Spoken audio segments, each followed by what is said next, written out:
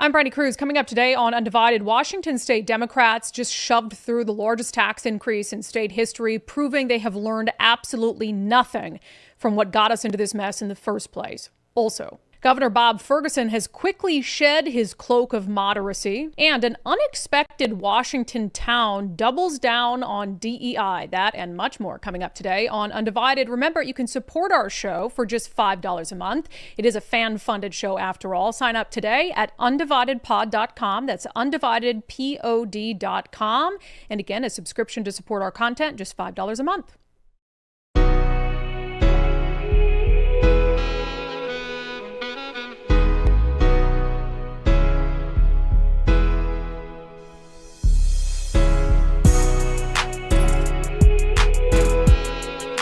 Hello on this Monday, and welcome to Undivided. Thank you for being here. Thank you so much for your commitment to giving common sense a comeback. Common sense is in short supply in Washington state, and apparently Democrats who are in control in Olympia have learned absolutely nothing about what got us into a $14 billion budget deficit, and their solution to that is just spending even more and taxing you as much as they possibly can. So yesterday was the final day of the regular legislative session. Whether there'll be a special session at some point, I'm not sure. As of right now, none has been announced.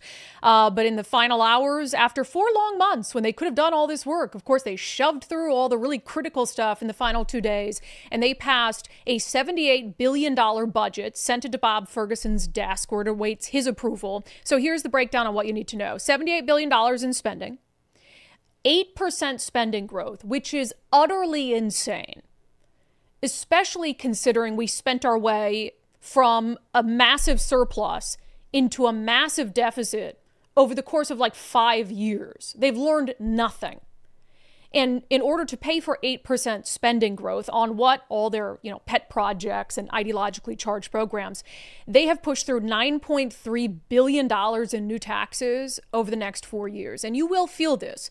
Everyone is going to feel this. Rich, poor, middle class, businesses, workers, whatever it is. So just a few, and there are many more.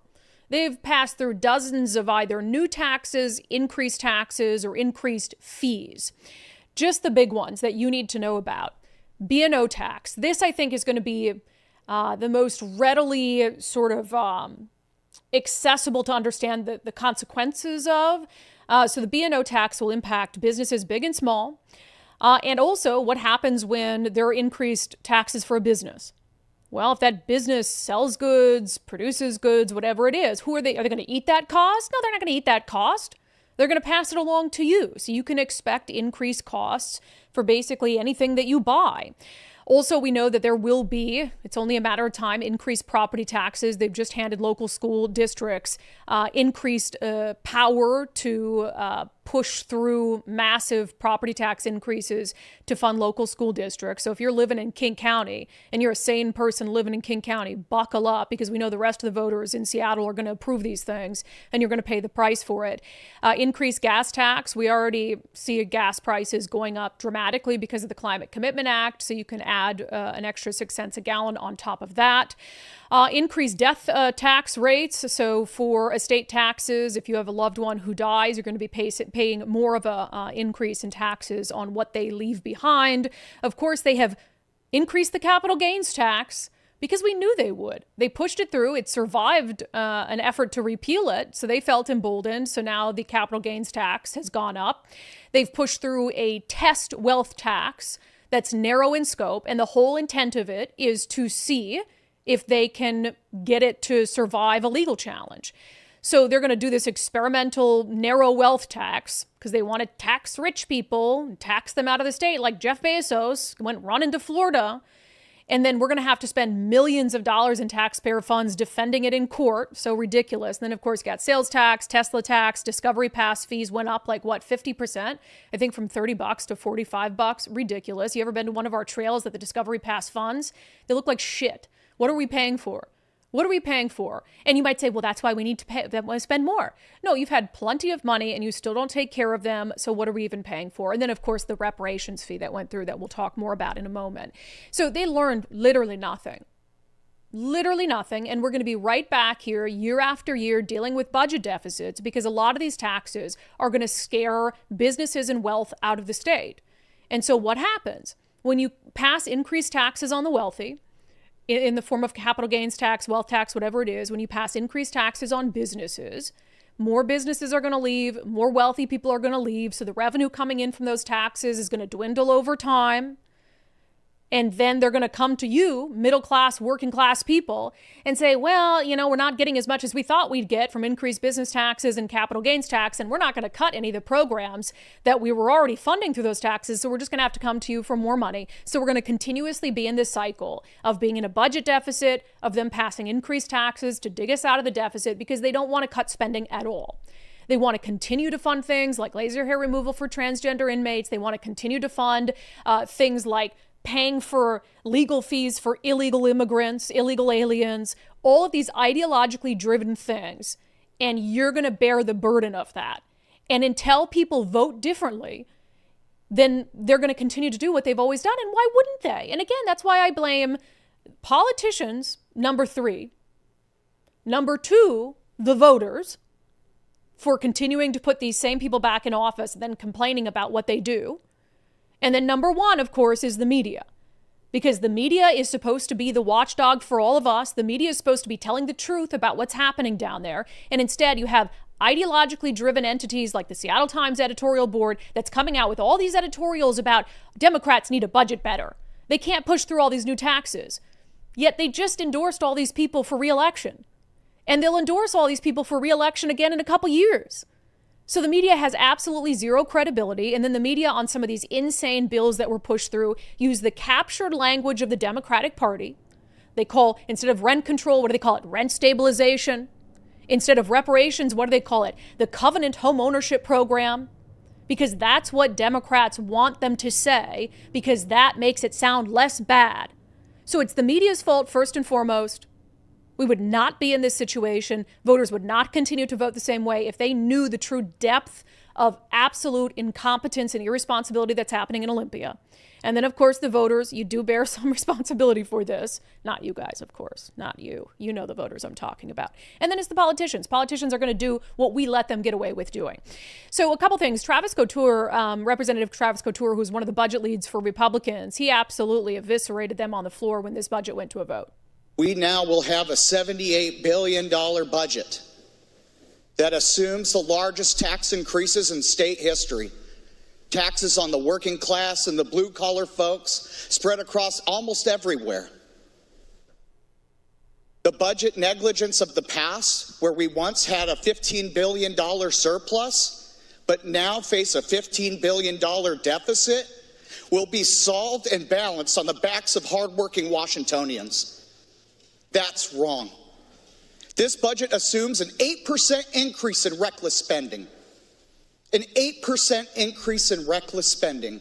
Taxing the joy right out of the state of Washington. This is not what Washingtonians want. We wanted a budget with no new taxes and to cut the wasteful spending. But instead, we gave more money to illegal immigrant health care and illegal immigrant legal services. And the only winners in this budget are politicians, bureaucrats, and criminals. Vote no. Yeah, they voted yes, of course. And we'll have Representative Travis Couture joining us in a moment to talk in depth about who this budget is going to impact the most, the ways in which you're going to feel it and your family's going to feel it. I will disagree with him on one thing he said there, though. This is not what the people of Washington wanted. Yeah, it is. Yeah, it is. And just like, we feel so stuck. I know you guys feel so stuck. I'm not leaving, though, so what's the choice? Just continue to try to point these things out. But these people didn't just wind up in Olympia for no reason. Voters sent them there. And I know it's frustrating because you have a lot of them that represent the Seattle area and don't represent the interests of a big swath of the state. And that's really frustrating, but elections have consequences. And so here we are. So here's the question. Is fiscal hawk Bob Ferguson going to stand in the way of all this? After all, in his inaugural address, what did he say? We need to take a hard look at how we got into this budget mess in the first place and make sure it never happens again. And then twice he slapped the hands of Democrats for bringing him too much in new taxes, sent them back to the drawing board, but they still came out at the end of the session in the final hours with $9.3 billion in new taxes. So if Bob Ferguson has meant what he said ever since he took office, that we can't push through all these new taxes, then surely he'd veto this thing, right? Surely he'd veto this thing. Instead, what is he doing? He's blaming Donald Trump, finding a way to blame Donald Trump for this whole mess that the state finds itself in. So he sent out a couple tweets about what happens from here. So the first one, he said, we'll continue to work to ensure that we're protecting the most vulnerable in our state, as the Trump administration will doubtless continue its cuts and harmful economic policies. Maintaining our rainy day fund reserves will help us weather this storm. I'm not going to allow the state that I love to be at the financial mercy of Donald Trump and Elon Musk. What are you talking about? What are you talking about? I am not going to allow the state that I love to be at the financial mercy of Donald Trump and Elon Musk. Yet it's at the financial mercy of out-of-control Democrats, your party. The budget deficit, when was it announced that we had a $14 billion budget deficit? The day after the November election, before Donald Trump took office. Jay Inslee came out and said all of a sudden, we have a massive budget deficit. Of course, you wait for the day after the election because you don't want people to have consequences for the election. So nothing about the situation that we're in. This out-of-control spending started long before Donald Trump took office for his second term, and even before he was in office the first time around. Nothing about the situation we find ourselves in today can be attributed to Donald Trump or, what the hell, Elon Musk? Nothing. None of it. If anything, Elon Musk is actively trying to save us money so that we're not taxed so much at the federal level while we're taxed out of house, home, and everything else at the state level. That doesn't make any sense, Bob Ferguson. And he's like, and this is true, they managed to push this budget through without tapping into the rainy day fund. And that's what he seems to be celebrating here and suggesting that we'll need that rainy day fund. Not because Democrats have never met a tax or a spending line item they don't want to push through, but because Donald Trump's tariffs and his economic policy might devastate our economy. That's mental. So then he goes on to say that we won't really know his thoughts on the budget that was sent to him for a couple weeks. He said he's going to spend a couple weeks going through it, and then he'll have some announcement of whether he's going to sign it or veto aspects of it or whatever it is. He said, I want to thank our legislators, staff, and my team for all their hard work this session as we faced a $16 billion budget shortfall. I guess it's now 16. I don't know. It deepens every day. He said, I look forward to carefully reviewing the budgets line by line over the next few weeks. When that review is complete, I will share my thoughts with the public in greater detail.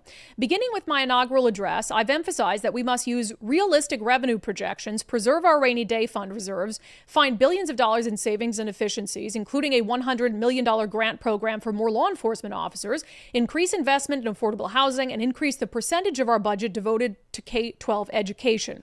The budgets adopted by the legislature accomplish those goals. So he supports the budget.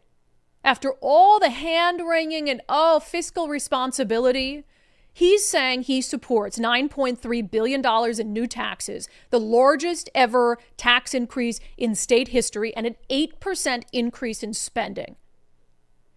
He went on to say, throughout this budget process, I have also insisted that the legislature take a balanced approach to solving the $16 billion shortfall. That is why I rejected an initial proposal to raise $21 billion in taxes. I then rejected a $12 billion tax proposal as unsustainable. And now what? $9.3 billion is suddenly sustainable? $12 billion? Way out of bounds. $9.3 billion, totally sustainable. He said, I appreciate the legislature heard my concerns and dramatically reduced the revenue assumed in the final budget. That's not a dramatic reduction. $12 billion to $9.3 billion, still the largest tax increase in state history, is not a dramatic reduction. He said, that said, I intend to carefully review all revenue increases. But there's only so much that he can do at this point. He can't go through and veto out certain lines. He can veto out entire tax proposals, but then he would send the budget into disarray and he'd have to call a special session. And maybe he intends to do that. But when he says the budget adopted by the legislature accomplishes his goals, tells me he's okay with it. So here we have a guy who fooled everyone, not everyone, but a majority of voters, into believing that he was a moderate and he was going to be fiscally responsible, gets elected, says the same thing over and over, and shame on me. I even celebrated him at certain points. It was like pitting him against the governor against legislative Democrats. I even put out a poll saying, whose side are you on, Bob Ferguson or legislative Democrats? Only come to find out they were on the same side the whole time. They were on the same team the whole time. So he's just going to sign off on all this. So Bob Ferguson, fiscal conservative, his legacy is going to be, and will always be, in the eyes of those of us with common sense and see things for what they are, signing the largest tax increase in state history into law his very first year in office, also signing an illegal reparations program that will cost us millions of dollars to defend in court, likely signing rent control, which will decimate our housing market, and so many other misguided policies. So any cloak he had of moderacy has been completely shed. You can't continue on as a moderate governor. You can't continue on as a fiscal hawk, a budget hawk, after signing the largest tax increase in state history into law in your very first year in office. Give me a break. So a couple other things that happened, bills that were being debated back and forth in the final days that I want to catch you up on. So rent control has passed. It is now sitting on Governor Ferguson's desk waiting for a signature. Now, there was a lot of drama that happened over the weekend with it. I won't get too far into the weeds, but it seemed like maybe for a procedural reason it wouldn't get across the finish line, but Democrats were able to fix that procedural problem and vote on it. So they came up with a compromise. You might recall it initially was a 7% cap on yearly rent increases. And then it changed over on the Senate side to a 10% cap plus inflation, and progressives lost their minds. And then it emerged from a conference committee, 7% cap plus inflation up to 10%. So as of right now, if this passes into law, landlords will be restricted to a 7% cap yearly on rent increases plus inflation up to 10%. So essentially a 10% cap on rent increases. Which, of course, congratulations, progressive. You have now guaranteed that every single renter in the state of Washington will see a 10% increase in their rent every single year. Because that's what you would have to do. You would have to just say whether I need to increase your rent by 10% or not, I'm going to do it because next year, if I need to do a 20% increase because of increased cost or whatever it is, I won't be able to do that. So it's going to be 10% every single year. So that's what progressive Democrats have done. They have guaranteed you a massive rent hike every single year that otherwise you might not have had. Now, will Bob Ferguson sign it? Probably, because again, he shed his cloak of moderacy. So if this is something that they came to a compromise on. And when I say compromise, it wasn't a compromise bill between Republicans and Democrats. It was a compromise between Democrats and progressive socialists. So they compromised amongst each other and they sent it to his desk. I don't think that he has the fortitude to veto it, even though by signing it, he will guarantee that he will not be able to accomplish one of his key campaign promises, which was to build hundreds of thousands net in new affordable housing units. Builders are going to flee the state. So if they think the rental market is bad now, just wait. I already heard, I did a live Q&A last night with subscribers. Multiple people on our live Q&A said they either have in recent days or are in the process of right now selling their rental units. And they're going to go back into the housing market. They're going to be bought by a family that's just going to live in it, and it's not going to be in the rental market, in the rental pool anymore. So that's happening right now. And it'll happen with increased urgency after Bob Ferguson puts pen to paper. I hope I'm wrong on this one. But given everything he's done in the last couple of weeks, I don't see how he doesn't sign rent control. It's absolutely outrageous. I want to play one clip from the final rent control debate, just because it's insane to me that, first of all, the whole premise of rent control doesn't make sense. It's failed everywhere it's ever been tried. So we know that rent control is a failed policy. It's not going to be any different in Washington state than it was in San Francisco, et cetera. It's going to help a few people for a short period of time. And then 5-10 years from now, it'll be like all hell broke loose. So Sean Scott, and of course, when Democrats push things like this through, it's all about race, right?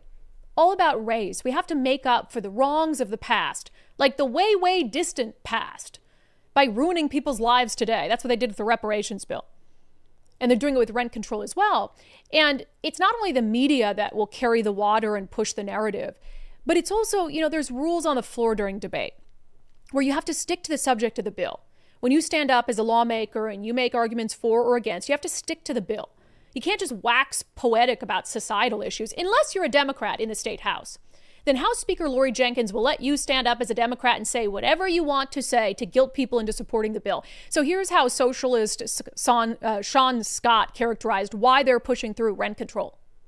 Madam Speaker, there was a historian named Charles A. Beard who wrote a book called The Economic Interpretation of the History of the United States, who described how the founding documents of our republic were designed in many ways to protect the interests of property holders, of landholders, and of people who trafficked in the traffic of enslaved peoples.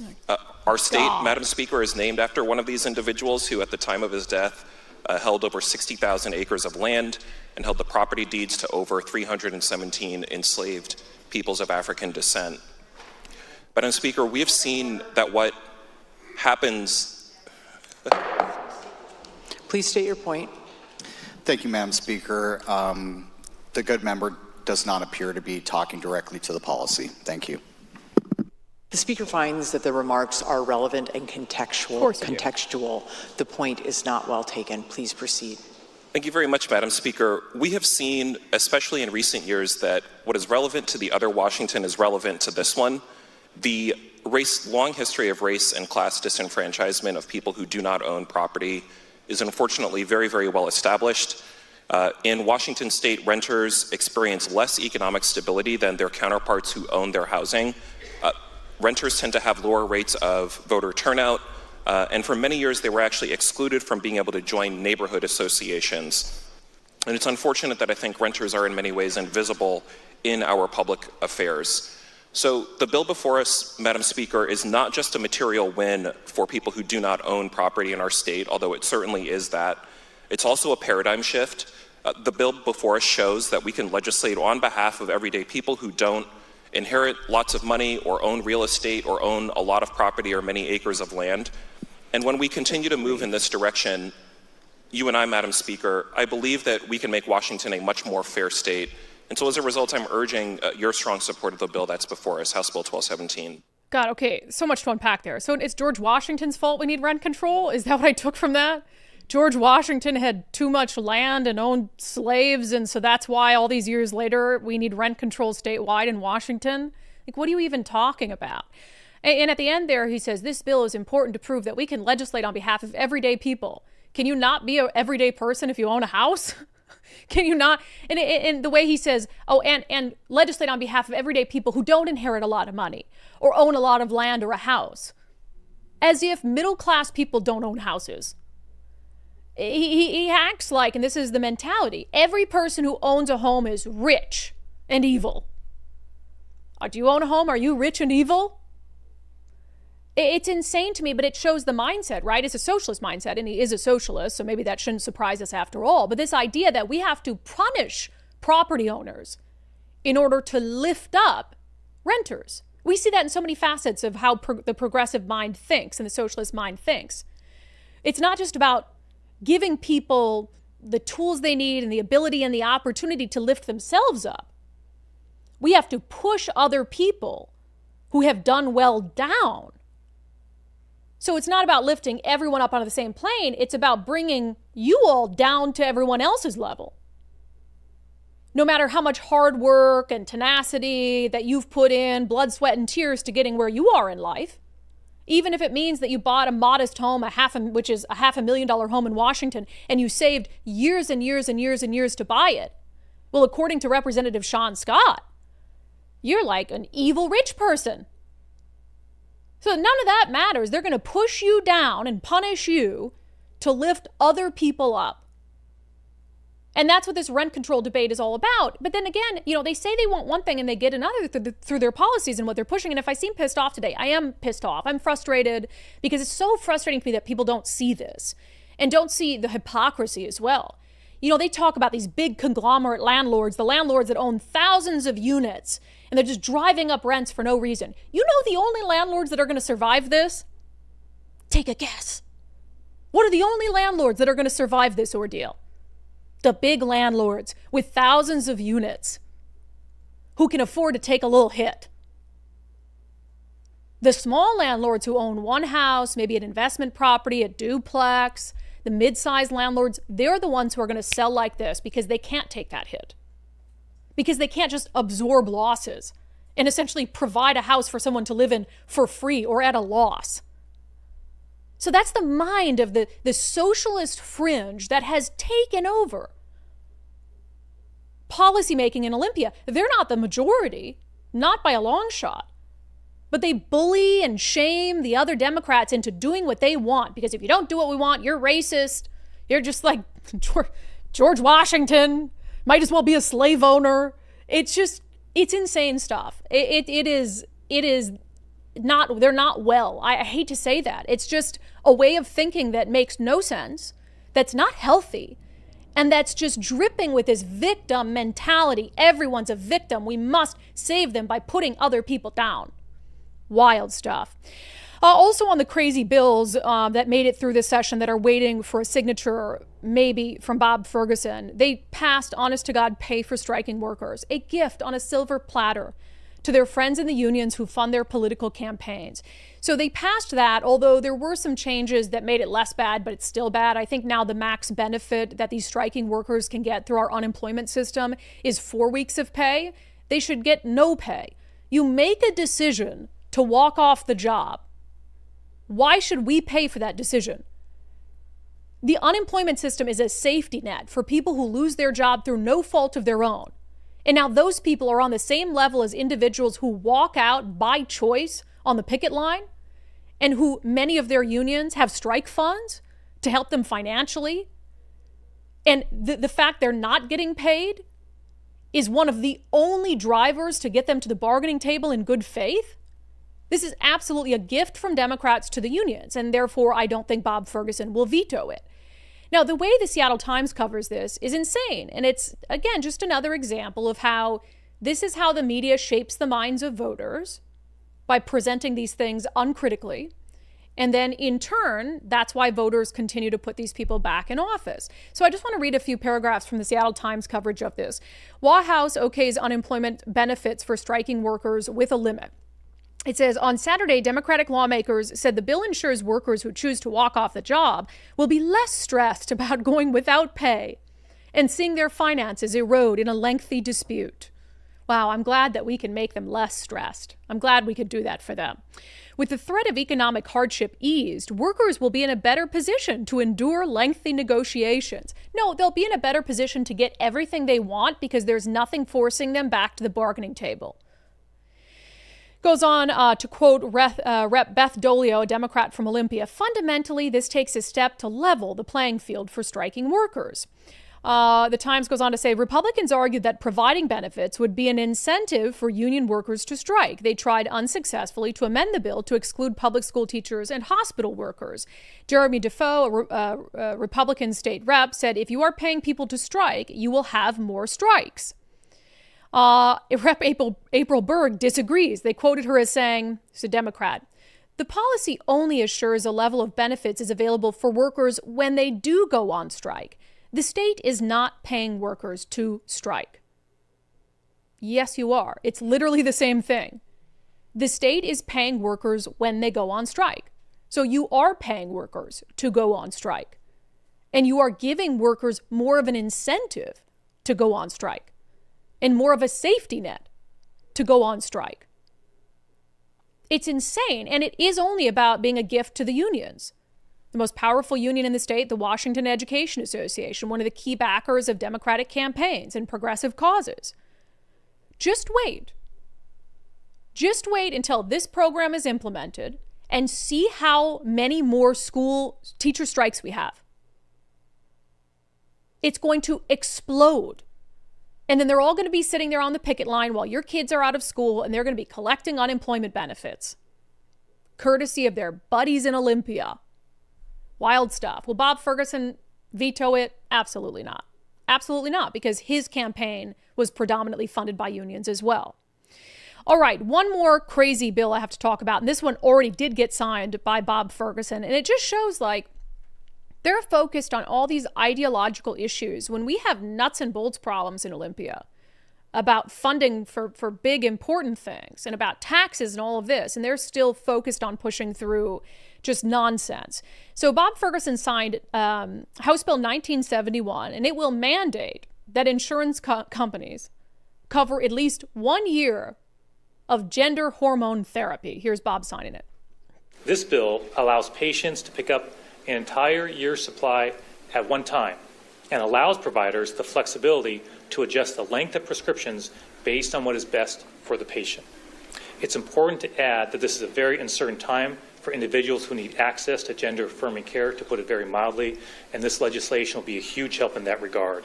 While our state does have protections in place to ensure Washingtonians have access to this care, this bill strengthens those protections, which is extremely important. Yeah, Bob the Moderate, let's force insurance companies to cover experimental gender hormone therapy, which will have lifelong consequences for some of these young people that take it. Absolutely ridiculous. Holy Lord, I need a breath. Good. You know what? I want to switch up our ad reads because I just think I made the best case in the world for Wes Jones, right? Wes, our friend Wes Jones at sellwithwes.com, business is going to be through the roof, my friend.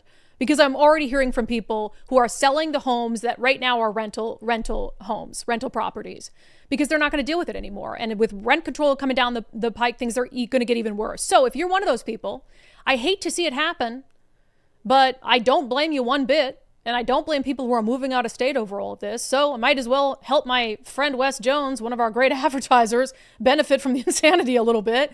So if you're thinking of selling your rental home or moving out of state, reach out to our friend Wes Jones. Sellwithwes.com, sellwithwes.com. Wes is a landlord himself, and so he knows what you're going through, unfortunately, and so he can help you with this. One of the big things, getting your home ready so when it hits the market, it's ready to go. The marketing material is great. Your home shines and it stands out among other listings. And then also key, making sure it's priced correctly when it hits the market. There's a lot of strategy involved in that. Wes has been doing this for a long time in our area, so he's got that strategy down very well. So sellwithwes.com, sellwithwes.com, a better way to sell your home or your rental properties. Ridiculous. All right. So one of the lawmakers who we talked to the most, I think, this legislative session and who you heard from the most, because, man, he was just on fire all session, is State Representative Travis Couture, a Republican representing Allen in the surrounding areas. And he was also one of the big, well, I feel bad because Republicans have budget leads, but they basically don't get to do anything.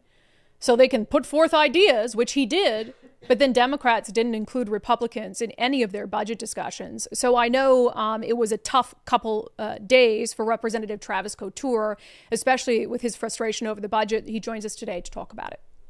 Representative Couture, welcome back to Undivided. Hey, thanks for having me again, Brandi. Yeah, it's been quite the session for you. I would say we played more clips from you than any other state lawmaker because you give some damn good floor speeches, but you were also pretty emotional, sometimes angry, sometimes, in tears this session. What was that about? Has it just been a particularly bad session on a policy front? This was a brutal session. I called it a 5-alarm, white-hot raging dumpster fire. It was probably the worst session. There's some people like Joe Schmidt that have been around and Ed Orcutt who've been around for like 20 years or more, and they were even saying this was the worst session they've ever remembered. But there was a lot of emotion because, the budget that the Democrats put together and a lot of the policy that they put together they're gonna hurt people. They're going to hurt people that need us the most. They're going to hurt our businesses and our families. And I love this state, and I don't want to see it flush down the toilet because of Democrat policies and the largest set of tax increases in state history. Yeah, so we'll get into some of the details of those taxes, but obviously Bob Ferguson has said he's going to take a couple weeks reviewing the budget and then come out with whatever sort of thoughts he has on it. So I guess two questions on that front. Do we anticipate that a special session is still possible or no? Anything's still possible, okay. But based on the governor's statement, I think that he's just going to be, in his first term, signing the largest set of tax increases in state history is kind of how it sounded. And as you know, the governor can not sign the budget and it still becomes law, or he can veto the entire budget, or he can veto sections. He can't do line item vetoes. So the way these taxes are put together, he can choose to veto them all and it would ruin the budget, so to speak. It would throw it out of balance. But it sounds like he's just going to continue full speed ahead. The statement he put out seems like he's satisfied with it, and that's sad. Yeah, and taking a victory lap. Oh, it would have been much worse if not for me. And I kind of predicted this, that he's going to act like the one playing hardball, and at the end of the day, he'll sign new taxes. And I think it was a way to distance himself from that. And it's like, oh, but I pushed back, and legislative Democrats sort of own this. What do you make of, him coming out and I don't know that he's blaming Donald Trump for our existing budget crisis, but sort of saying our state needs to steel itself for what's to come under Donald Trump with tariffs and the economy. I mean, given how we got here and who put us in this position, it's really something to turn around and blame a president, any president, for it. Yeah, it's frankly, it's absurd. All of the things that Democrats are protesting about and complaining about, whether it be Trump or Elon Musk or whoever it is at the federal level, and the supposed cuts and tariffs that they're making. I mean, just across the border in Idaho, they're under the same tariff scheme as Washington State, but they delivered hundreds of millions of dollars of tax relief to their citizens. And they seem to manage their budget quite well. Other states are managing their budget quite well. And frankly, regardless of who was president, whether it be Donald Trump or Kamala Harris, we would have still gotten this budget. We would have still gotten this from the Democrats in Olympia. I mean, they still went from a $15 billion surplus to a $15 billion deficit based purely upon their budget negligence. Our economy is not in recession. We didn't have any economic problems, but now we'll be stealing well over $10 billion from our economy. And what did we get for it? I said on the floor that the only winners in this budget are politicians, bureaucrats, and criminals. I mean, we increased services for illegal immigrants, and we stole services from our own citizens in order to balance this budget, and it's wrong. Of course, a lot of the new spending is pay increases for bureaucrats, and at a time when we couldn't afford to do so. An 8% increase in spending. An 8% increase of spending during a $15 billion deficit. That's just so irresponsible and reckless. The budget was visionless from the beginning, and probably because they cut out my entire side of the aisle. I didn't get to be a part of it. Republican Party didn't get to be a part of it, House or Senate. And that cuts out 3 million plus constituents and Washingtonians across the state that we represent. And in the final stages of the budget, they completely rewrote the thing in the basement and in the cover of darkness. No chance to amend it, no chance to have public testimony or hearings. That's just simply wrong. That's not transparent and open government. Yeah. And, I mean, there's so many things to say, but I think you hit it on the head, and people need to understand, because I don't think the media will do a proper job explaining it. We were in a fantastic place economically, on a budget perspective. And I remember in 2019, Republicans telling Democrats, you need to make sure you're putting money away. You need to stop this sort of level of increased spending. So there was ample time to avoid a situation like this, correct? Right, exactly. There was a lot of time, and it was all decisions made in Olympia that led us to this. Nothing else. It wasn't a bad economy.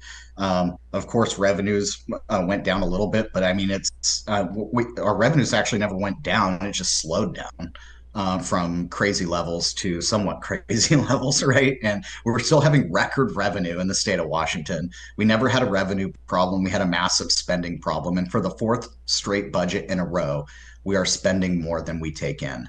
And that's just simply irresponsible. We're going to be back here again because we didn't fix any of the structural problems that led us to this place.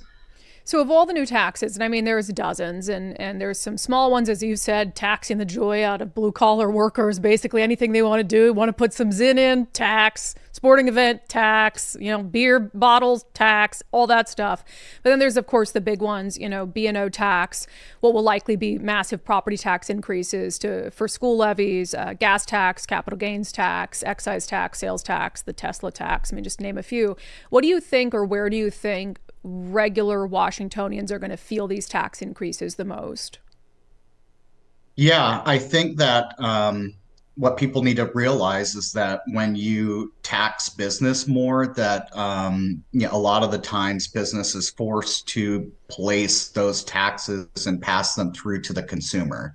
And so that means higher prices. You mentioned like a bottle tax. That's going to mean higher grocery costs, right? So I think your cost of groceries, essentially your overall cost of living, gas, groceries, rent, housing, insurance, healthcare, you name it, it's all going up as a result of this budget. And we even heard private health premiums could go up anywhere near $1,400 per year as a result of this budget. And it's all based on policy choices, picking winners and losers. And they said that they had to tax the rich. But as I look across, what they did is like a reverse Robin Hood, stealing from the poor to give to the rich and the elites. And I think that's what people are upset about. The B&O taxes, those are on our small businesses as well. I have a small business. I'm getting a B&O tax increase that I can't afford. The 1% surcharge is only temporary for the largest employers, but those large employers deliver family wage jobs with 401ks and medical and dental and vision and everything else that people rely on. And I'm super concerned about capital flight out of our state, where this budget is a really good budget for Idaho, for Arizona, for Texas, because if you're a large employer, and look at Boeing, they moved a lot of operations to South Carolina before all of this, right? And so it's going to be devastating. If you're a barista at Starbucks, you will probably be affected by this. And it's sad. Because what did we get for it is the ultimate question. What did we get for the largest set of tax increases in state history? Nothing. We got nothing. We actually got robbed more. We robbed single mothers on the edge of poverty from their child support payments. I mean, it's unconscionable what kind of decisions have been made by Democrats here in Olympia. And we increased healthcare for illegal immigrants. I mean, it's nuts. Housing and essential needs. We actually kicked our own citizens off of housing and essential needs in order to give more to illegal immigrants. This was a session of protecting criminals. It was a session of giving pay increases to bureaucrats who don't even provide service delivery to our most needy citizens. And of course, politicians like myself will get a pay increase out of this session. But it's just phenomenal. I mean, the property tax sticker shock, people are going to feel that through their school levies. But if you're in a red, poor, rural, property poor district, you're going to get less as a result and pay more for your schools. It's absolutely nuts.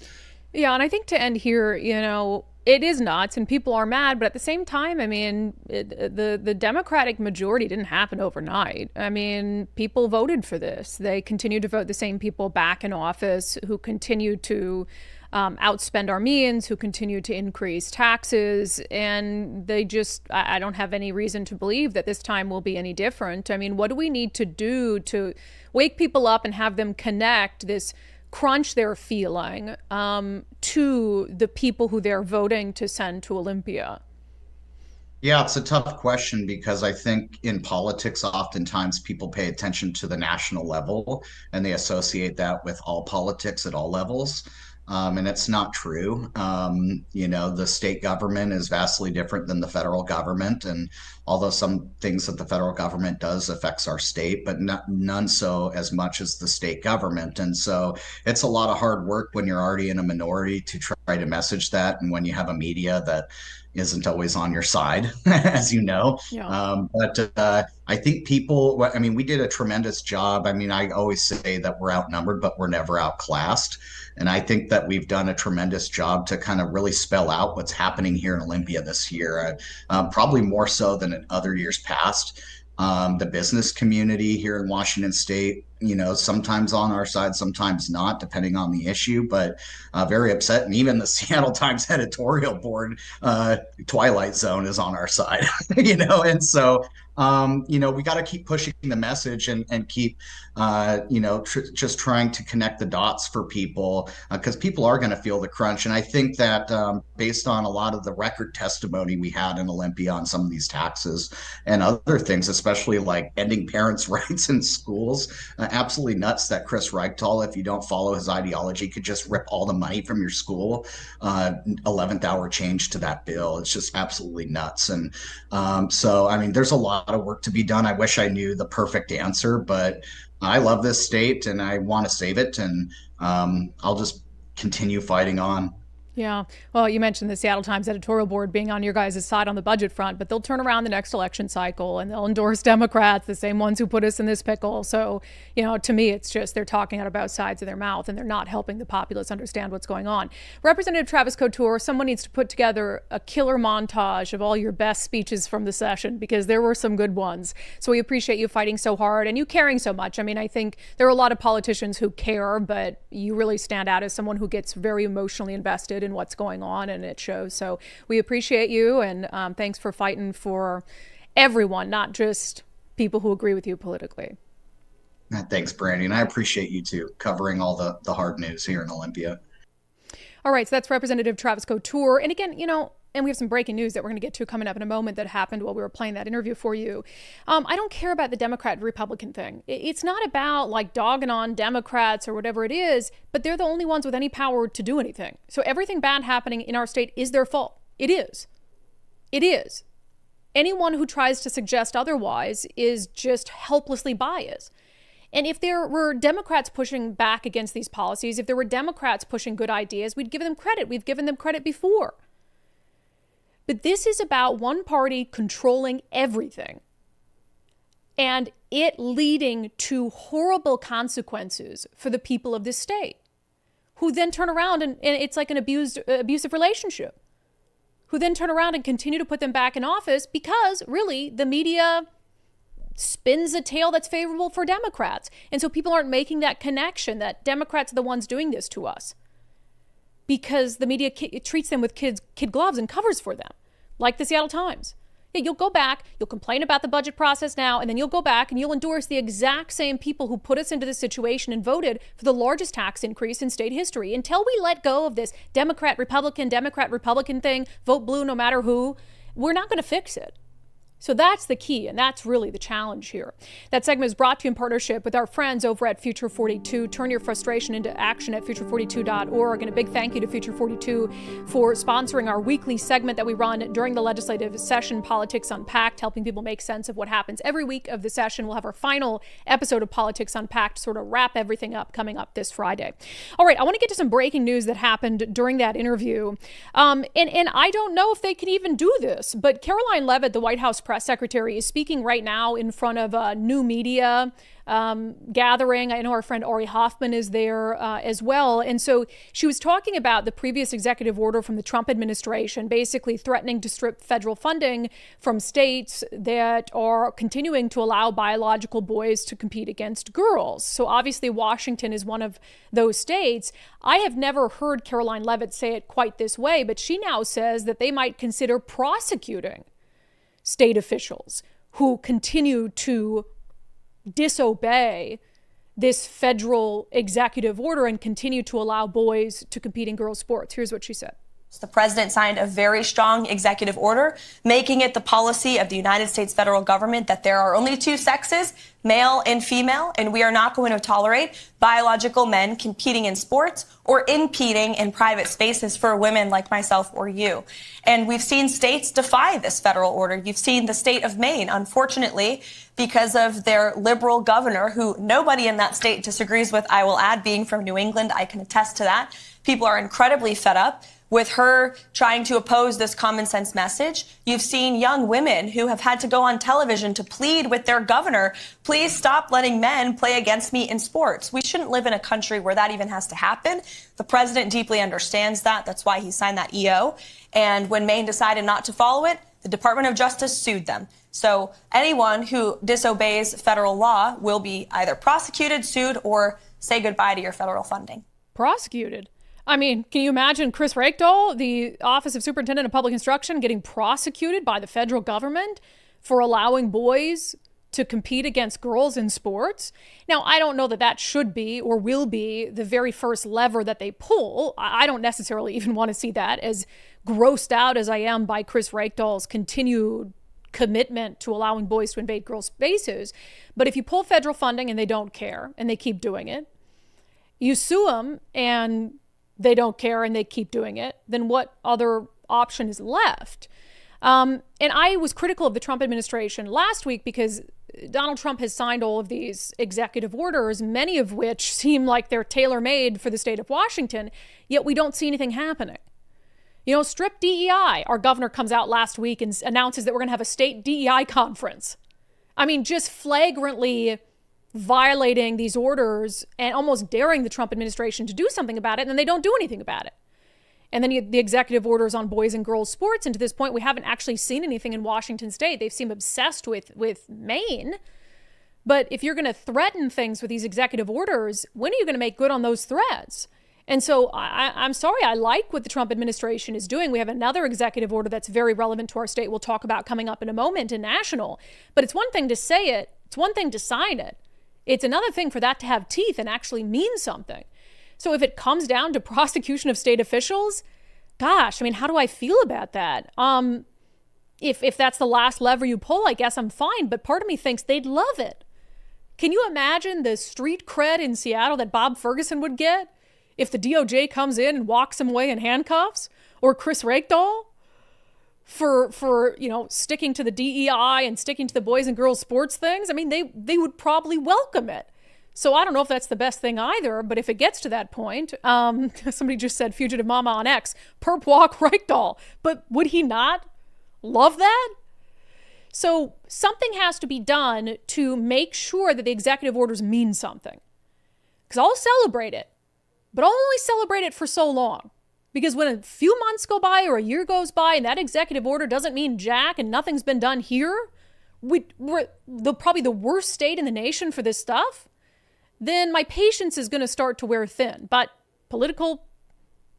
politicians being prosecuted, we'll see if that's something that they're actually willing or able to do. All right, coming up next, speaking of DEI, there's a Washington town that would not be at the top of my list for doubling down on DEI.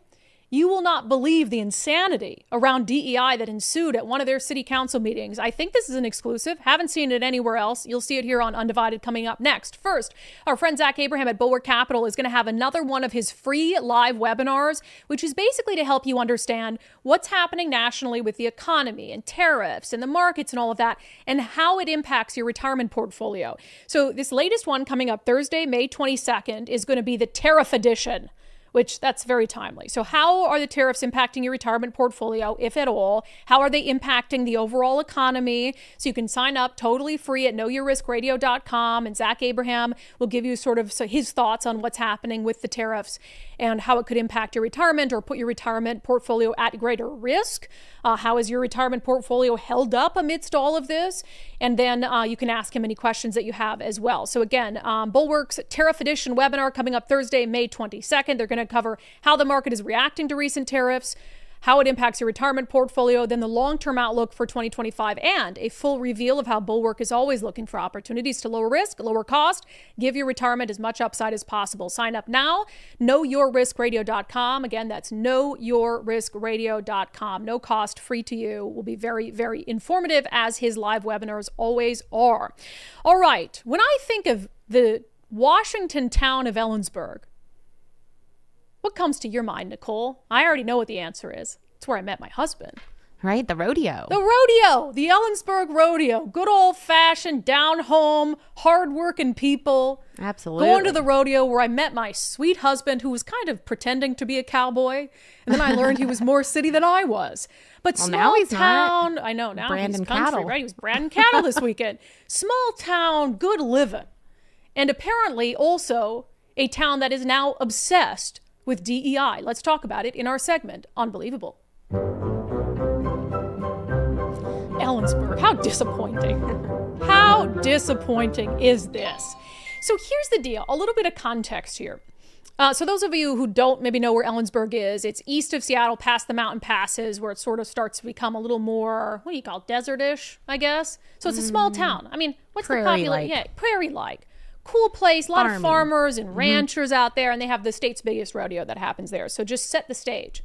So this is very odd coming from Ellensburg. I'm kind of blown away by it. But maybe this is the creep from Seattle where, Seattleites started to creep out to the suburbs a little bit, and then Amazon moved jobs from Seattle to Bellevue. So all of a sudden Ellensburg became commutable, and people will have jobs in Seattle and commute from Ellensburg. So now you got this blue creep into a town like Ellensburg. Nowhere is safe. So they have, every year they do the city's comprehensive plan. It's not a big city, right? So they have this thing called the comprehensive plan where they look at sort of their priorities for the year and they set them out in a series of chapters.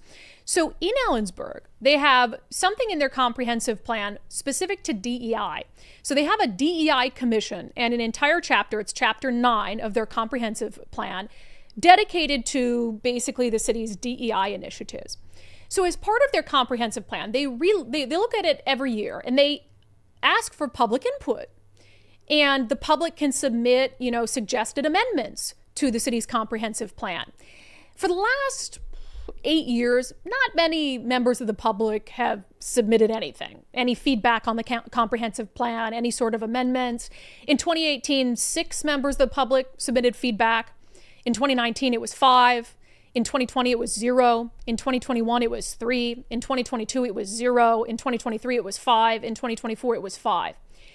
In 2025, this year, 306 people submitted feedback to the city's comprehensive plan. So going from maybe 5, sometimes 0, to 306 citizens. You want to guess what the vast majority of that feedback was about? Nicole says all? All of them. Every single one of. Nicole's been the one researching this.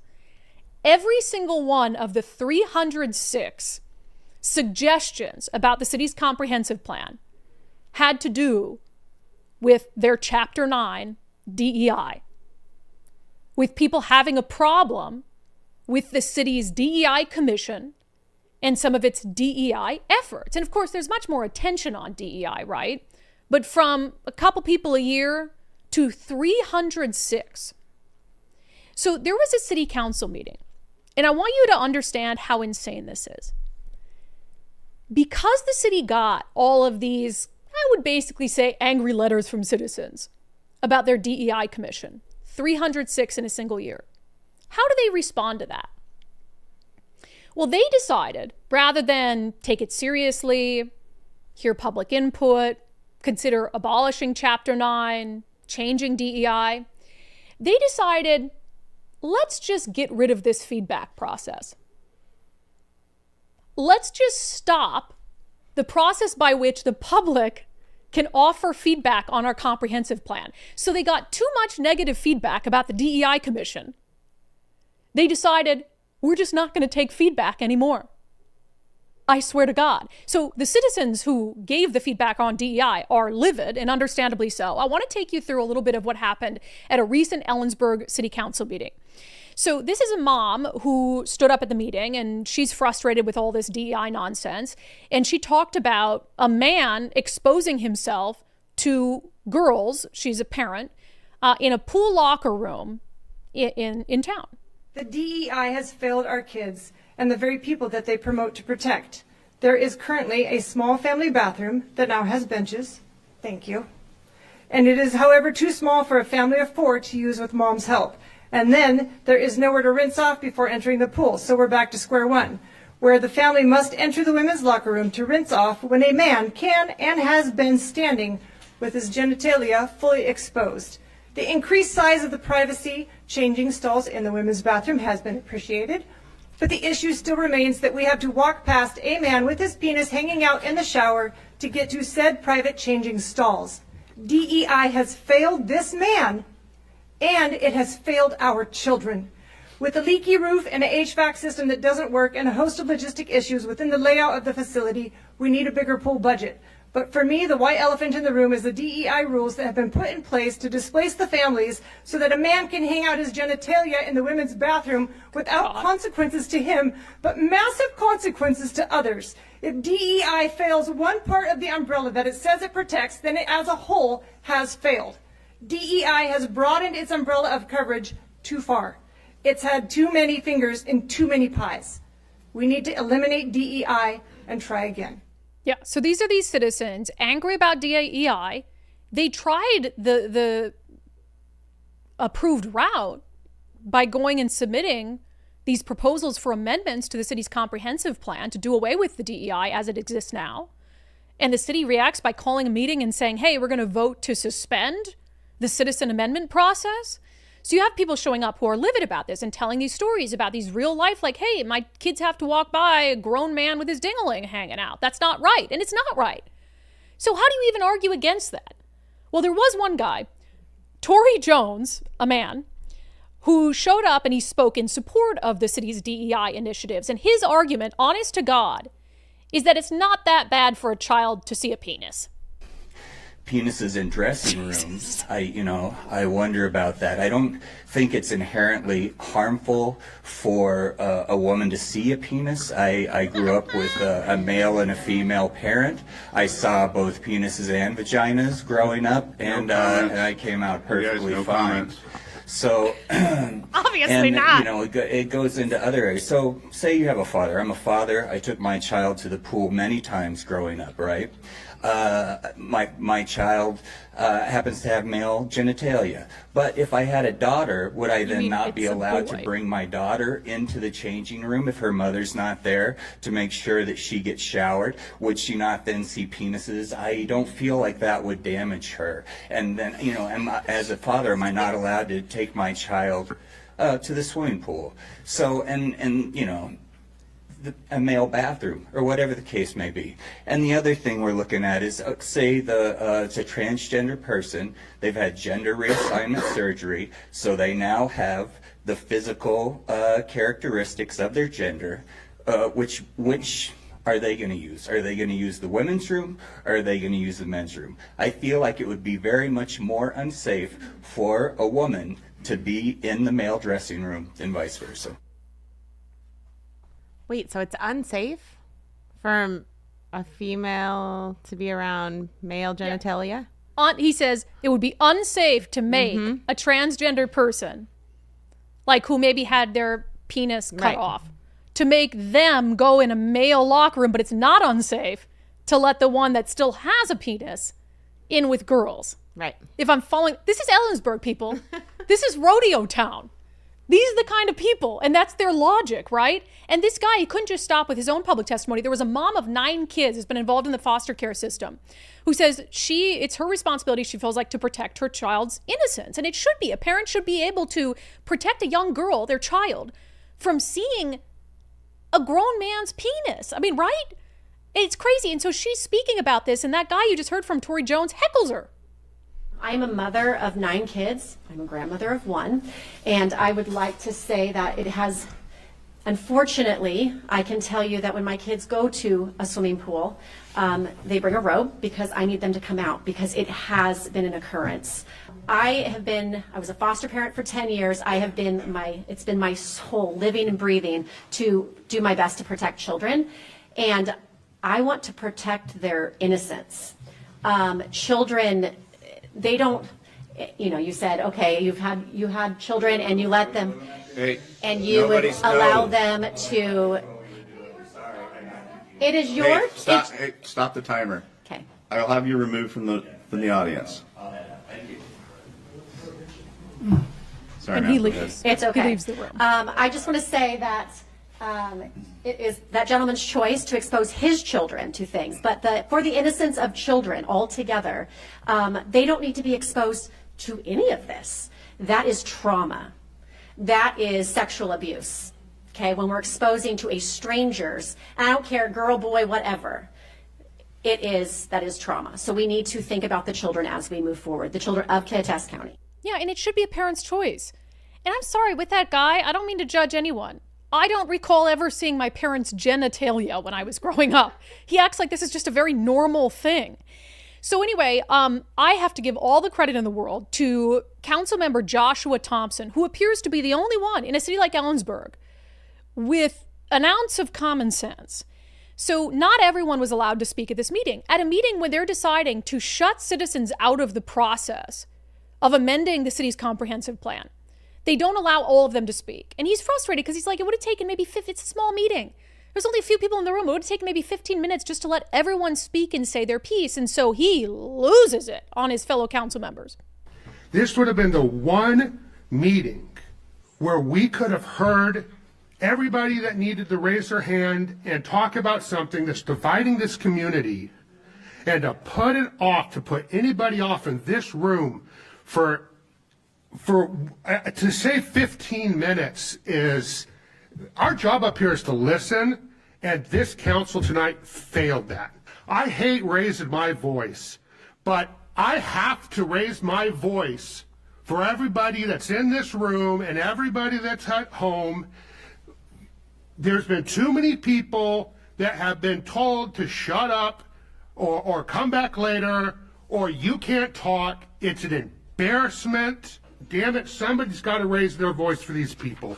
Yeah. I love people like that. And he's right. Look at that room. What is there, 20 people in there? You don't have time. Your time is so precious that while you're about to vote to strip away their ability to be part of this process, you don't have time to hear from every single one of them that wants to speak. So he said that the motion to suspend in 2026, allowing citizens to weigh in and offer amendments to the city's comprehensive plan, goes to a vote. All those in favor signify by saying aye. Aye. Aye. I too will vote aye. Opposed? No. That motion passes. I love that guy. I love him already. Think of how crazy that is. We have a process for you to weigh in. We didn't like how you weighed in. So now we're taking that process away. What was the process for in the first place? What was the process for in the first place? Just so you could say that you heard public input? You didn't really ever care about it, right? And if we get too much public input that we disagree with, we'll just get rid of the public input process. If that's happening in Ellensburg, God save the rest of the state of Washington. Things are really out of control here. Unbelievable. All right, we got some more national news to get to next, and another executive order that maybe is happening as we speak that will hopefully impact Washington state. First, I've talked about my fantastic success on the Eastside Weight Loss Clinic program. It's been about 2.5 years since I started the program, and I'm still going strong. And it's just like melted into my life very nicely. I lost 30 pounds in the first 60 days. I'm down now. I need to update that graphic because I'm down 45 pounds total. I told Nicole every day I come in, I said, I feel great. I showed her this pair of jeans. I was like, remember when this was tight on me? And now it was all baggy in the legs, and it just feels good to feel good. And I just got back from vacation, and going on vacation, if you've ever struggled with your weight, when you're not feeling good about yourself, that's like the one thing you sit there and obsess over on vacation. And to not obsess over that and just enjoy vacation, I'll tell you, it's so worth it. So it's not going to be the program for everyone.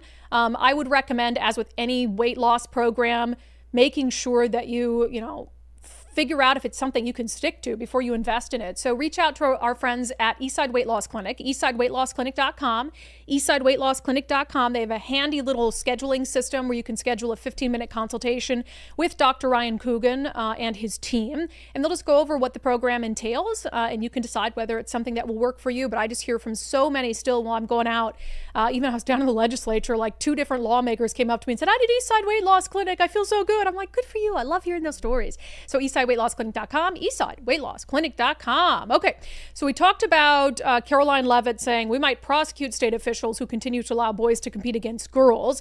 Today, again, maybe as we speak, President Donald Trump will be signing another executive order, and this one targets sanctuary states. Here again is Press Secretary Caroline Leavitt. The second EO is centered around protecting American communities from criminal aliens, and it will direct the Attorney General and Secretary of Homeland Security to publish a list of state and local jurisdictions that obstruct the enforcement of federal immigration laws. Yeah, so I think that's good. We need to have some sort of crackdown on what's happening with sanctuary policies. And in combination with that, something related to that, over the weekend, the Department of Justice has actually come to the defense of the Adams County, Washington sheriff. So this is the sheriff that came out and said publicly, I'm not going to interfere in any way with federal immigration officials, and I'm not going to follow some of the sanctuary policies on the books. For instance, I'm going to honor ICE detainers and help ICE determine whether there's someone illegally in our jail that they can just come scoop up. And so what happened? Our state attorney general sued him. And now the Department of Justice is coming to the defense of the Adams County Sheriff. They filed a brief on his defense on his behalf in this lawsuit. I want to read part of it for you. Again, this from the DOJ in the case of State of Washington versus the Adams County Sheriff's Office. They said the United States has a substantial interest in and long history of working cooperatively with state and local governments on a range of law enforcement priorities, including immigration. They go on to say these cooperative efforts are critical to enabling the federal government to identify and remove the hundreds of thousands of individuals who violate immigration laws each year, including many thousands who are convicted of serious crimes. This undertaking fulfills the executive branch's responsibility to enforce federal statutes and to protect public safety. Washington's Keep Washington Working Act, which essentially is the act that thwarts efforts to cooperate with federal immigration officials, strikes at the heart of this cooperative scheme. The act, by intent and design, interferes with the federal government's enforcement of federal immigration law, and it violates the Supremacy Clause of the United States Constitution. So I am happy to hear that the Adams County Sheriff will not have to go this alone. He has the weight of the federal government and the Department of Justice behind him. And if he prevails in this lawsuit and the state of Washington does not, you have to wonder what the impact will be.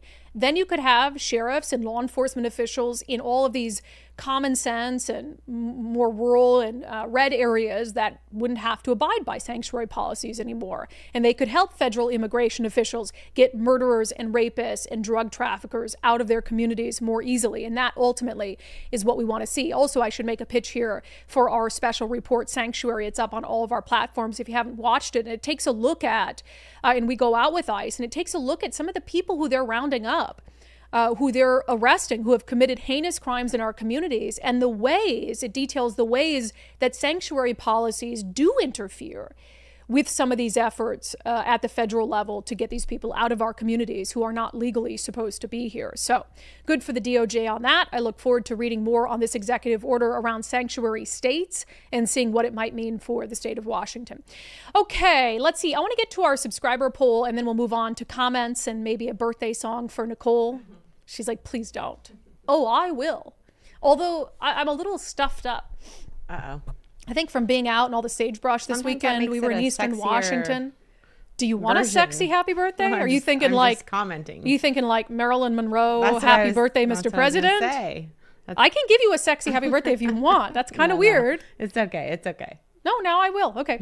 Let's get to our daily subscriber show on Patreon, Locals, and X. A special thank you to our paid subscribers of Undivided who help us do this show.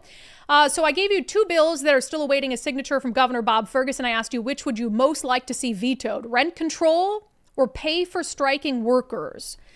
I feel like one is about, like, for one, the impact is obviously going to be far worse. But the other one, ideologically, being just a payday for people who donate to the political campaigns of Democrats, is almost worse in that sense. Nicole, which one would you most like to see vetoed? I mean, well, yeah, it's possible he vetoes neither, but. Right. I would say rent control, obviously, because I think it'll affect more people negatively, where pay for striking workers is just frustrating that, I mean, it's just frustrating that money is going to go to them, and it will create more strikes and stuff. Yeah, but total I think that abuse the rent of the control system is going to have a societal impact. It's going to be Here's interesting. Pretty split today. Pretty split, 45% and 55%. You want to guess which one is winning amongst subscribers? I would say rent control, but maybe not. It's not. 45%. Maybe we have a bunch of homeowners that are listening. And I think we've already kind of scared off the landlords. Even without rent control, we've scared them off with all the other laws that are, pro-tenant, anti-landlord. Yeah, and I mean, both are bad. And Bob Ferguson doesn't have to veto one of them. He very well could sign both of them. I don't see him vetoing both of them. Let me see here. Alice says, pay for striking workers. Give me a break. The unions have too much juice with the Democratic lawmakers. The unions didn't even complain when the D's gave it to the citizens of Washington right up the tailpipe. I bet they will endorse all of them again, too. Let me see here. Chris, pay the ones who are acting against your own self-interest. WTF, the state thinks it can legislate prudent business sense. Bill, that's a hard choice. They both are equally bad. I voted for striking workers because it just pisses me off. I mean, they both piss me off. Let me see. Kyle, I was going to say I think rent control will be more damaging to more people and cause more damage to the state economy, but pay for striking workers will inevitably cause employers to leave or shrink operations in Washington state. It's a real Sophie's choice. I've never heard of that. Is that a saying? It's a real Sophie's choice? Both bad choices. I've never heard that before. What? You haven't? No, what does that come from? I learn something new from you guys every day. I believe it's a book, right? Yeah. Yeah, forced to choose. Oh, yeah. Oh, it's the woman that had to choose whether to send her daughter to a gas chamber or the concentration camp. It's a Nazi thing. That's really sad, actually. Okay, well, I learn something new really from you sad. guys all the time. Let's see here. Why? Tough choices. I voted for striking workers in hopes voters have more sense about this than the politicians pandering to the extremists. And we also need to have Brian Haywood of Let's Go Washington on to see after the session what they're thinking about running initiatives on, because I would like to hear that.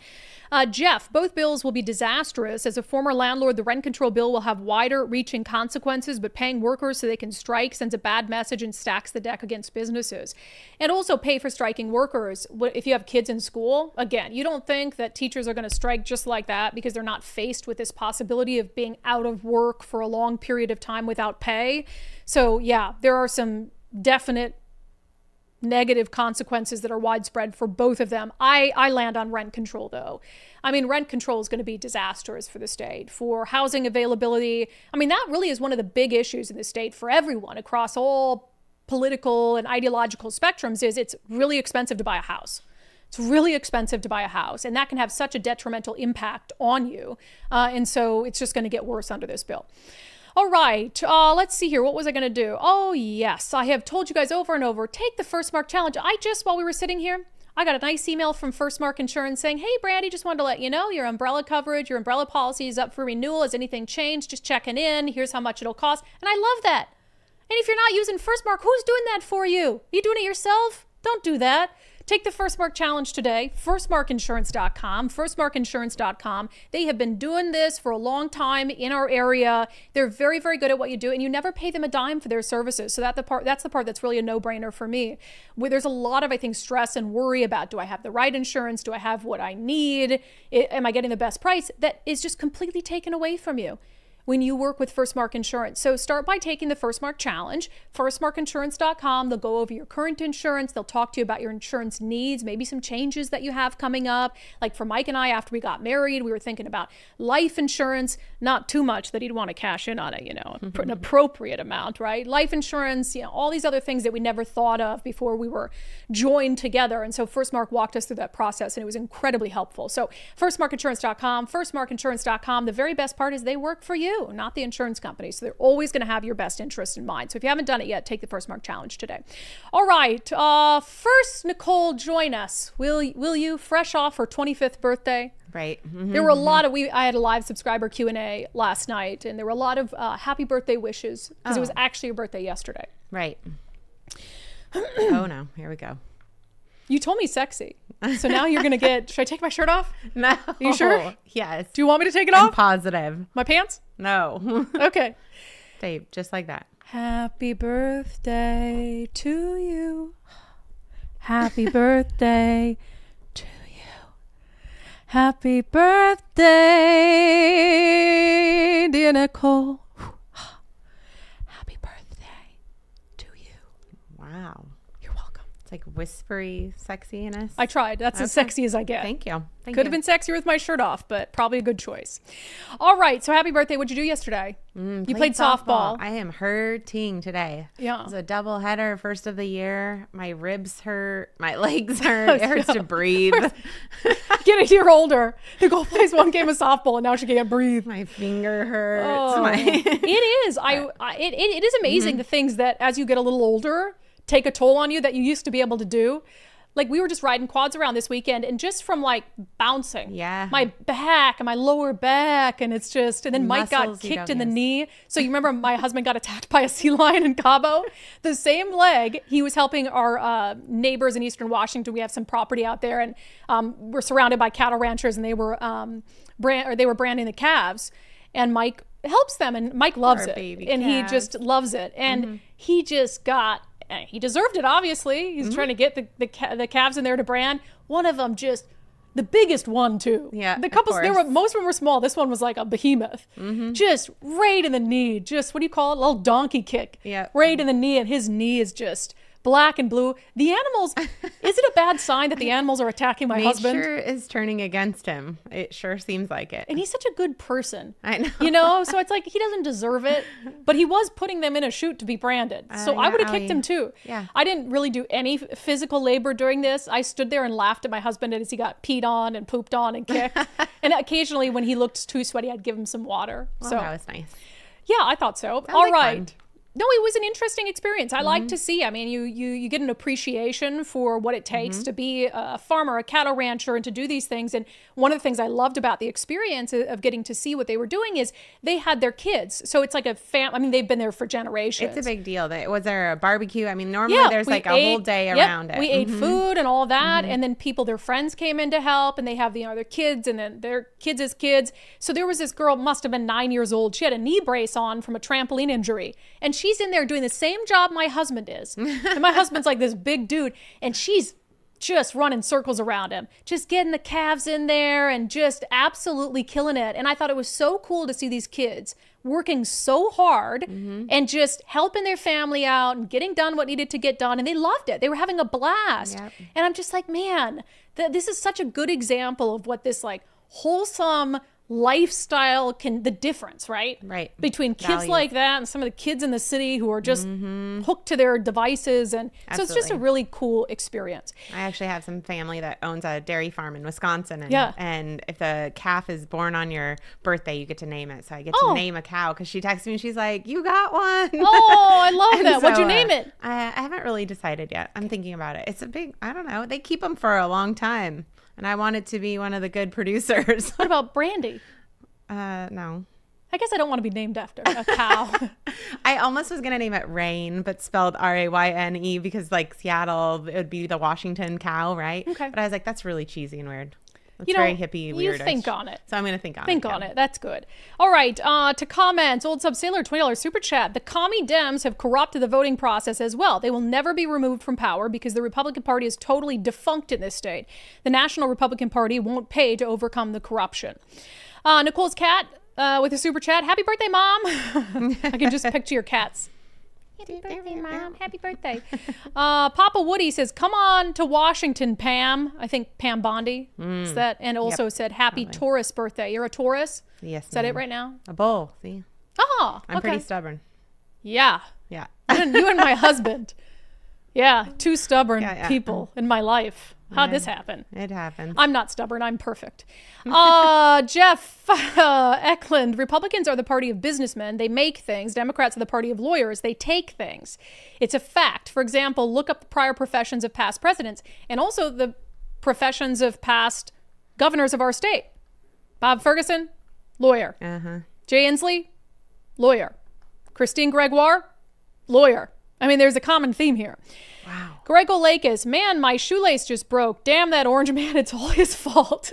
It's true. It's like you crash on your bike, that meme where it's like Peter Griffin crashing his bike and then he sits there and rocks back and forth. Right. It's like, Trump, crashed my bike. I had a discussion with friends this weekend over politics. They're like, they just can't believe that we support Trump sometimes, right? And it's exhausting arguing with people like that because they actually end up agreeing with me on more things than they think they're going to agree with me on. And then, but they're like, but I don't like it.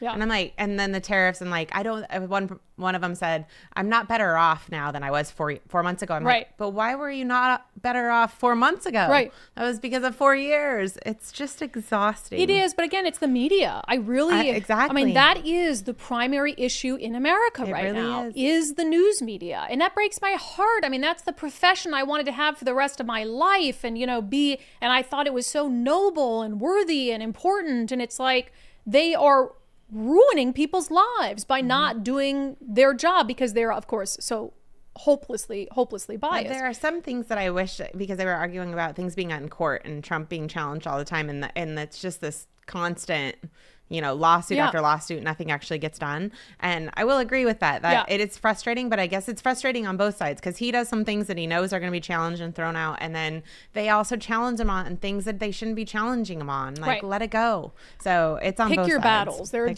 unwilling to pick their battles. If everything's a 10, nothing's a 10. Protesting, they're like, oh, it's not okay to protest. I'm like, absolutely it is. But if you're protesting every day about everything, nothing's a 10. No, because like racist, you call everything racist. Now nothing's racist because you just overuse the word. You overuse all these things. Trump is a constitutional crisis and all this. It's like, okay, now I don't think anything is a constitutional crisis. So you're having the opposite of the intended impact. The reparations thing, I was told that was a drop in the bucket. I'm like, yeah, but if there's a lot of drop in the buckets, that's a pretty full bucket. And it's 100%. All right, Necro Two Shoes, where are Washingtonians going to feel it? When you make the state a shelter for welfare recipients, illegals, and criminals, our safety is going to feel it. We're already feeling it on the safety front. This is just insult to injury. We're already feeling it on the tax front. We're already feeling it on the gas front. We're already feeling it on the property tax front. We're already feeling it on the safety front. So this just makes all of that significantly worse. And the question is there a point where it's bad enough where people start to change their voting habits? And I don't care if it's for Republicans. I'm not a Republican. I have no skin in the game with the two-party system.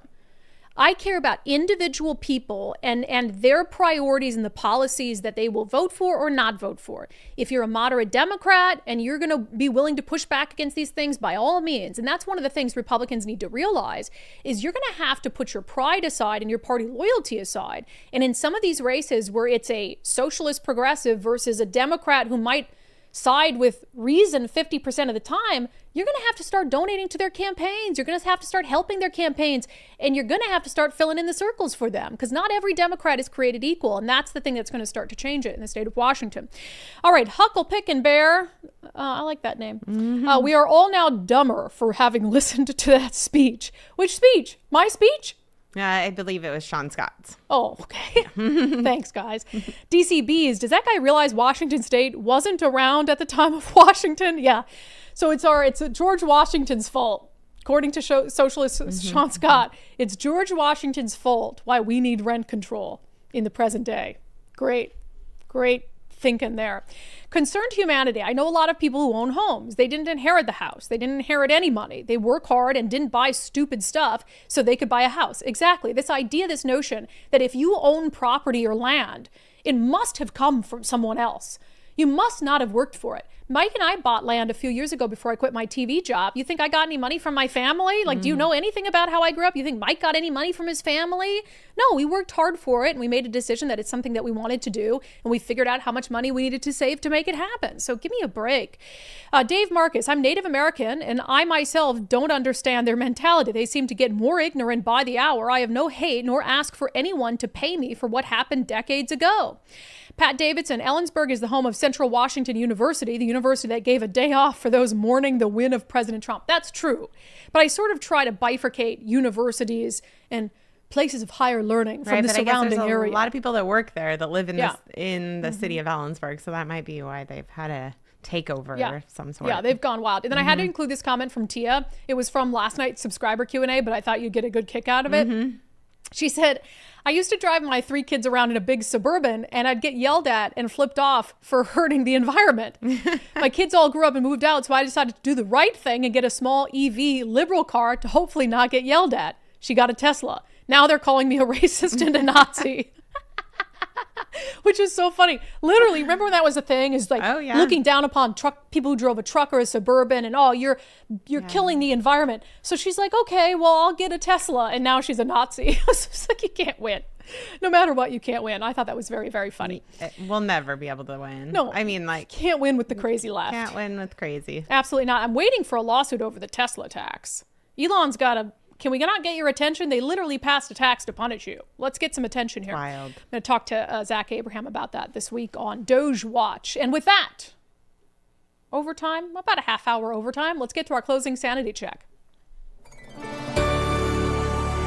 So, of course, we broke the news about the changes to the state's reparations program that now gift home down payments to Black first-time home buyers to the tune of around $120,000 a year. And this went nuts on social media. I mean, it got picked up by people in the Trump administration, by libs of TikTok, all over the place, which was great news because it got a lot of attention toward it. So Fox News host Kevin Corke was talking about this weekend, and he's Black, and he said not only is it illegal, but it's morally wrong. Redlining is a real deal, but the fact is, choosing this based on race is wrong. It is not only illegal, it's morally wrong, because what you're basically saying to, what about the poor white guy who lived in Appalachia? What about the poor Hispanic person who lives in East LA? You can't do this. And the fact that they're even attempting to do, if I'm the U.S. attorney, I am all over that because it's wrong, and I would love to try that case. Yeah. Well, Kevin Corke, that only means one thing. You must be racist. If Kevin Corke thinks that, sorry, buddy, you must be racist. Anybody who disagrees with reparations is racist. That has been your Sanity Check for today. That has been today's episode of Undivided. Thank you for being here. Thank you so much for your commitment to giving common sense a comeback, as hard as that may seem at times. Please, if you have not signed up to support our show, we are a fan-funded show.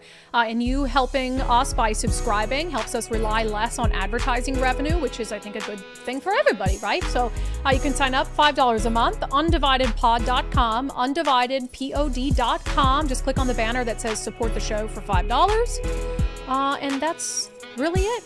Okay. Nicole, happy birthday. Thank you. Thank you, everyone who wished me happy birthday. Yes. There was a lot of very kind people. People love them some Nicole.